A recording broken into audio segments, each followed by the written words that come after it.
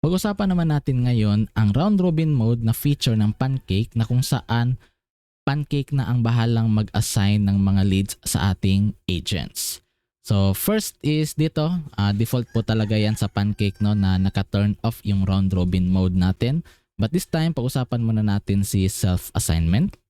Yan. So sa self-assignment is meron tayong dalawa na options na pwedeng i-turn on or i-turn off. The first option is users can only view conversation assigned to them and unassigned to anyone. So ibig sabihin yan na ang makikita lang ng agent mo is yung mga inquiries na naka-assign sa kanila. For example, dito, so ito is dalawa yung naka-assign no, for this lead or for this inquiries. Ibig sabihin ang makakakita nito is si Fitz at saka itong Billy Joe. But ito si Ellie is hindi niya makikita itong itong conversation na ito.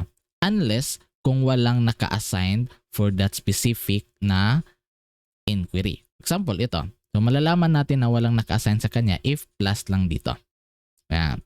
So we have the options no, if naka-turn on yung self-assignment natin, so pwede na ang agent natin is click lang nila to, tapos let's say assign niya sa sarili niya, click lang niya yan. So ibig sabihin, naka-assign na sa kanya yung inquiry na to. And ibig din sabihin, hindi na yun makikita pa ng ibang agent. Okay? So next option natin is automatically assigned to the users who reply first. So pagpasok ng leads dito sa ating Pancake, kung sino yung unang mag-reply sa convo or sa inquiry na to, automatically ma-assign sa kanya. At once na-assign sa kanya, hindi na to makikita ng ibang agent. So yan yung option natin for the self-assignment. And next naman is yung assigned by group. So dito sa assigned by group, you need to create a group of agents, no? So for example, gagawa tayo ng group dito. So add group. Let's say this will be the group number 2. Yan. So, okay. So group users, for group 1, you need to select kung sino yung mga agent na belong to group 1. So pag sinabi natin si Fitz, okay, belong siya sa group 1. Then, lalagay naman natin kung sino yung mga agents na belong to group 2. So let's say si Ellie. Yan. So ibig sabihin, Ellie belongs to group 2. Fitz belongs to group 1. So dito naman tayo sa baba. Configuration options. So view configuration permission, user unselected, and users unselected in the user list will see all the conversations. So ibig sabihin, itong 'di ba itong account na Billy Joe Aves, hindi siya nakaselect sa group 1, hindi rin siya nakaselect sa group 2. Kapag i-turn on natin yan, ibig sabihin yan, makikita niya lahat ng conversations. So, ganun po siya. But, if nakaselect sa kanya, let's say si Ellie, lahat ng conversation na naka-assign sa group 1, hindi makikita ng mga agents na nasa group 2. Okay? So, pwede rin nating baguhin yung ratio dito, no? Sa group number 1 and group number 2. So, pag equal, yung pag-divide natin ng leads, it's good na 1:1 na siya. Yan. So yan lang yung natin, feature natin for the assigned by group. Next naman is pag-usapan natin si assigned by user. So ito talaga yung fully automated no na mag-assign ng mga leads sa ating mga agents. So first na kailangan natin gawin dito is to select yung mga mga agents natin na kasama sa round robin mode. So let's say Fitz and Ellie ay kasama sa round robin mode ng ating Pancake. So ibig sabihin sila yung mga users o sila yung mga agents na maghati-hati no ng mga inquiries. Ayan. So dito tayo sa configuration options. First is assignment preference. So kailangan nyo po talagang piliin dito yung tamang feature o tamang options na gusto nyo mangyari. So meron tayong tatlong option dito. First is assign equally. Offline man sa agent or online, makakatanggap siya ng leads. Okay? So, second is online user only. So, pag nag-offline yung agent natin, ibig sabihin, hindi naka-open yung Pancake niya ha? Or hindi naka-open yung page niya sa Pancake, hindi siya makakatanggap ng inquiries or ng leads. Tapos, ito namang priority online user. So, ibig sabihin yan ay makakatanggap pa rin naman yung mga offline but kunti lang. Mas priority yung bigyan ng ng inquiries yung mga naka-online status. Katulad nito, ang online status is yung naka-green lang. ito is naka-standby mode yan or offline. Ayan. So, majority ng mga users namin is yung ginagamit talaga nila, online users. Para nang sa ganon ay yung agents nila ay hindi pa petex-petex lang, yung tipong palagi nag-out sa sa page nila. Talagang nakatambay lang sila sa page. Para nang sa ganon makakatanggap sila ng ng inquiries. Kasi kung wala silang inquiries or wala silang leads, possible wala silang close deals. So ganon lang 'yan. So next naman is pag-usapan natin yung main assignee per conversation. So pag nilagay natin dito one user, ibig sabihin yan magiging dalawa to dito. So the main user at the same time the additional user. So mamaya bibigyan natin ng linaw pa yan. So dito naman is additional assignment. So connected tong dalawa na to. For example, ito 3 minutes. Ayan, kung i-off natin yan, walang problema. Additional assignment. Pag i-on natin yan, the explanation of this one is assign more users if the conversation is unread after 3 minutes. So let's say nakatanggap ako ng inquiries ngayon. Hindi ko nabasa within 3 minutes. So, ang mangyayari is magkakaroon tayo ng additional user or additional agent. Let's say ito. So, first 3 minutes, nag-message si Billy Joe, tapos hindi binasa within 3 minutes, madadagdagan siya ng additional agent. So, magiging dalawa na tayo dito. First is si Fitz, second is si Belly. So, ibig sabihin yan, si Fitz and si Belly is makakabasa or makakapag-reply ng leads na to or ng inquiry na to. So, if ganun yung gusto mo, walang problema.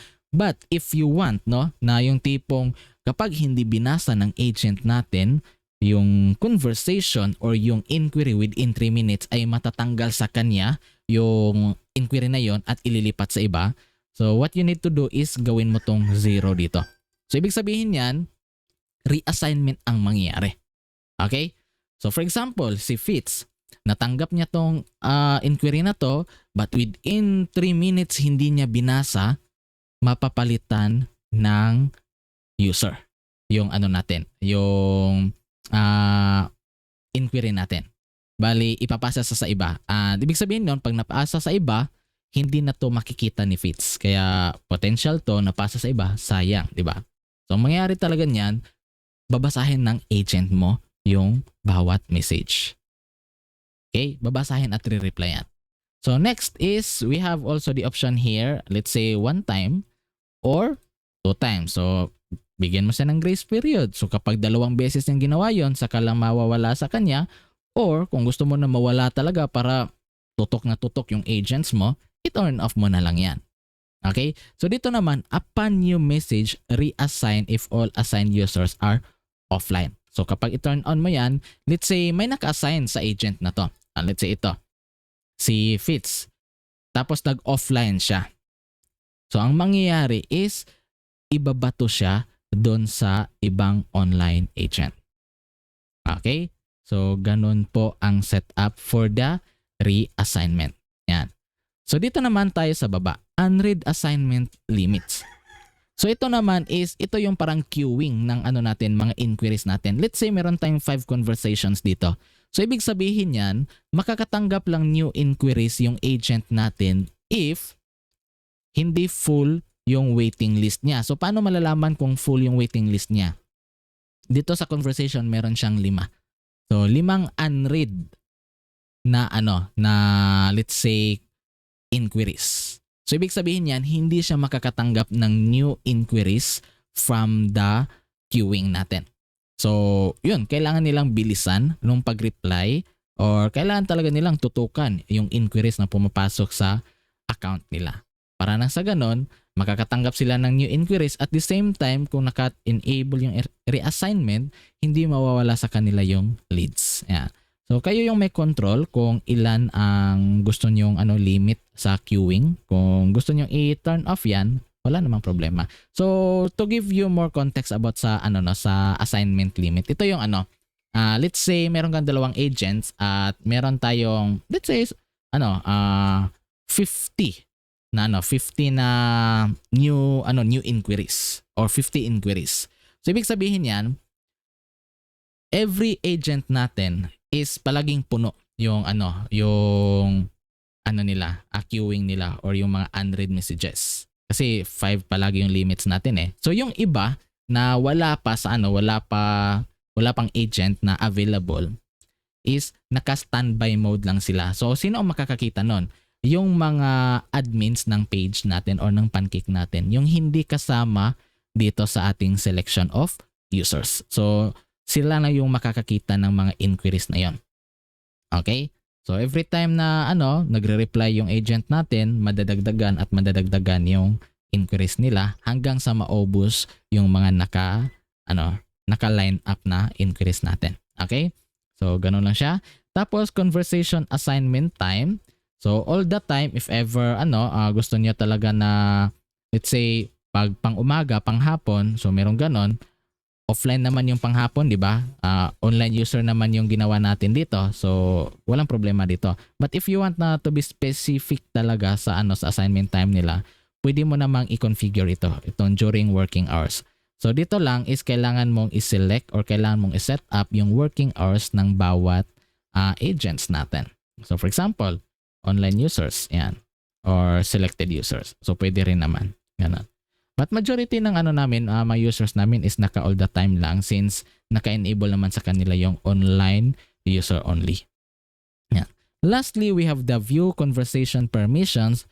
Users not selected in the user list can see all the conversation of the connection. So pwede nyo tong i-turn off if you don't want na nakikita ng mga ibang agents natin na hindi selected dito sa sa users natin to be part of the round robin. Yan. So dito naman default talaga yan na ang makikita lang ng agents natin is yung mga naka-assigned sa kanila.